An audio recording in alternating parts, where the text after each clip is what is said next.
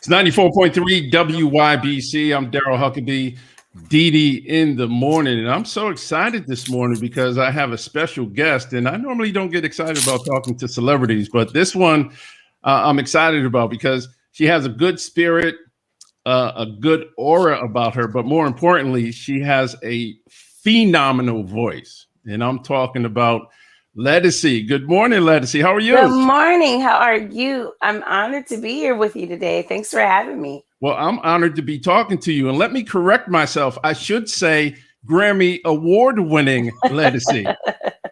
That sounds good. I like the way that sounds. We can keep that. Yeah, absolutely. How does it feel to have that title associated with your name now? Wow. You know, it feels good. I won't say it doesn't. It feels good. I have to say, honestly, I'm more excited that I have my own label than anything. True. But to add that to it, it's just awesome. You know, it's a blessing. And yeah, I feel like I've been making stellar music for a while now. So to actually have the title of that is really cool. Awesome. Well, let me first say that you are coming to Connecticut, and that's what everybody is excited about. Wednesday, October 27th at the Toyota Oakdale Theater. Tickets are on sale right now at livenation.com. So we're definitely looking forward to seeing you in person.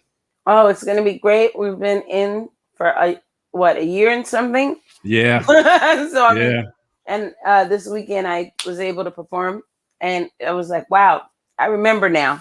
This is what this is like. Actual audience. I can't wait. And I love Connecticut. You guys say things. Yeah. Yeah. We're interactive. Exactly. I have to say this. My mother saw you in Philly years ago at the Dell. I believe at the Dell. I believe you were with Eric Benet and some other artists. But, you know, she loved your music before then. But after seeing you, she speaks nothing but high praises for your stage presence. And that's so great. When you get the mothers, you're in, man, for life. Absolutely. That is the coolest thing ever. Now, my mother's 82, and she is a big line dancer. And one of your songs is a popular line dance that she just loves. I Blame You. Yeah, that's the jam, man. 82? Wow. Yeah. And 80. She knows she has good taste, your mom. Yes, really she does. Yes. She's young at heart, definitely. Well, so can't wait to meet her. Absolutely. Well, definitely when you come to Connecticut, I'll make sure that happens. Please. Now, we talked about COVID. You released an album last year.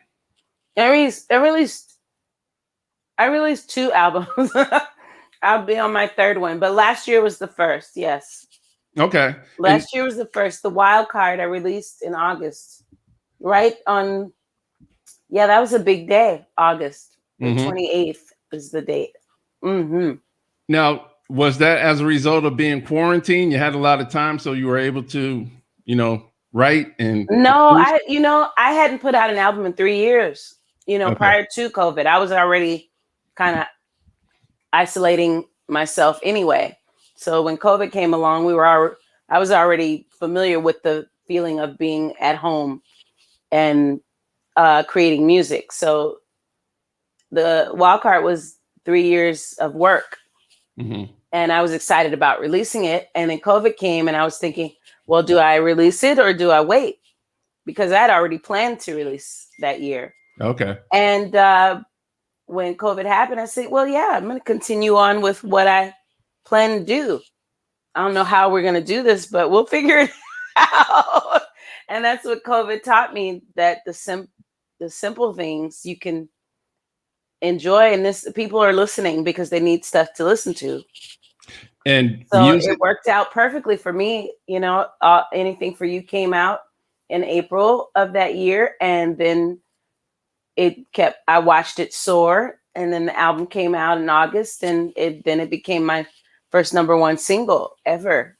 I always got up to number 2 or 3, but finally my first R&B single, #1 single. It was amazing to have, and I did all the right things. I brought the people 2 virtual shows, and did an album, and it got the song got a Grammy, and now and then I put out a live album after that, brought the show to the people, and now we're here about to do the show. Nice. Can't complain. And again, we're talking to Ledisi, Grammy award-winning Ledisi. I love that song. That song just like vibes with me. The first time I heard it, it just connected. Now, let me ask you this: is there a sample in that song? No. Everybody says it's like D'Angelo. I get it, but no, that's not it at all. Mm-hmm. Okay. No, I didn't. I wrote the melody and the lyrics, and J-Mo and Rex Rideout wrote the music, and that was the vibe I wanted. And then we wrote it. His father passed away, and we wrote the song about his dad was saying Rex's father passed away, and I wrote the song about a conversation they were having with his dad. And he said, I hope I did everything I could to make you know that I love you. I hope I did my best. And that's when I came home and I had heard the track. I had it for 3 months. And then I came home and I had the idea after the conversation. We were talking about his dad, his family, and I wrote Anything for You in my room on my desk. I love it. That was it. I can't wait to see you perform that live. It's fun. You can hear it live as a Troubadour. I'm singing the mess out of it. That was the day, that album, Live at the Troubadour. That was the day I found out, the day we recorded that album, I found out I got my Grammy nomination. Oh, wow. My 13th Grammy nomination for that song. So I sings on that. And obviously number 13 is a charm because that's what you won. I guess. I just wanted to make quality music.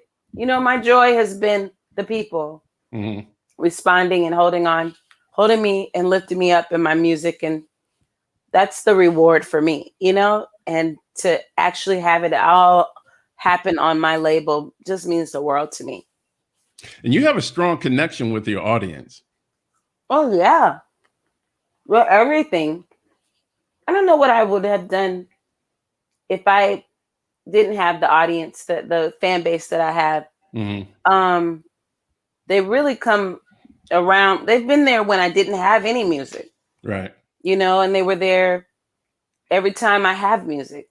And the live shows, it's like, that's the part, the connection. So I was like, please, God, don't take that away. Right. We're in COVID, but I still found a way to reach out. And it made me reach out even more on a personal level. So I did more personal things this year. It taught me a lot. And last year. Right. And music is therapy for me and everybody. It's a way to, kind of relax and, de-stress from the worries of the world, so to speak. I think that's when you're not a creator, that's the luxury of it. But when you're creating, you have so much into it. You have the studio, the engineer making it perfect, creating it, Right. When once it's out there, you've already judged it and beat it up before the audience gets to. And so all you do is you hope that you gave a classic that will last forever. Well, your music fits into that timeless category for sure. I'm hoping. I really am. Well, you don't have to hope. It's already there, Ledisi. It's already there. But there's still more to do. I have more to do. I'm sure you do. We can't wait. Is the date in October part of a tour?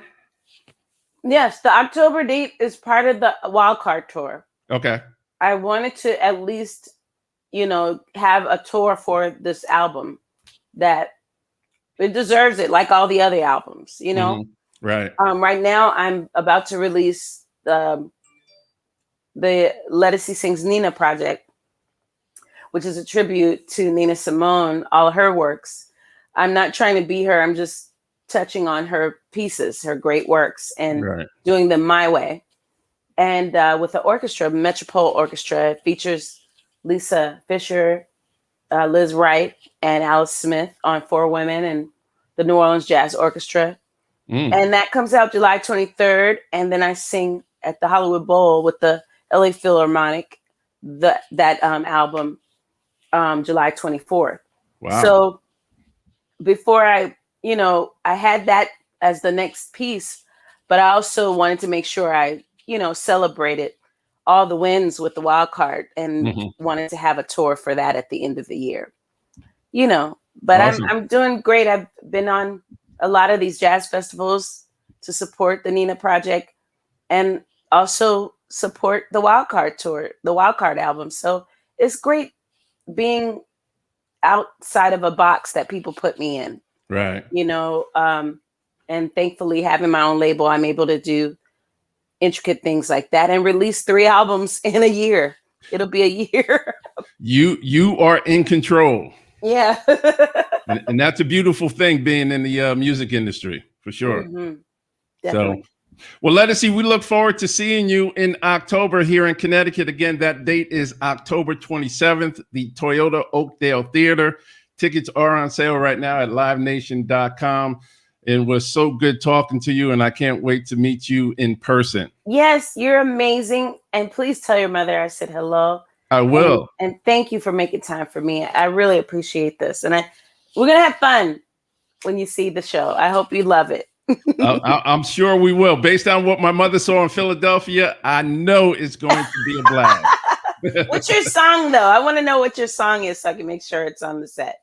Anything. I love anything for you. Oh, well, come on. I have to sing that. That has to happen. People will have a riot. Are you kidding me? I mean, that's all I think about right now. I just love the song. I love the video too. You put together a nice video for that. We did that in COVID. My husband filmed. He's a wonderful photographer, videographer, and director. He did that. We did it at a studio. Begged the studio guy to open up. We had mask and Lysol. We had everything, but we made it work. Well, we only had 3 hours to film it. Well, it came out awesome. Awesome piece of work. Well, thank you. I'll let him know you said that. Absolutely. Tell him I said hello. All right. Thank you so much, Darryl, for everything. And we look forward to seeing you again. Again, Ledisi, thank you so much. Thank you.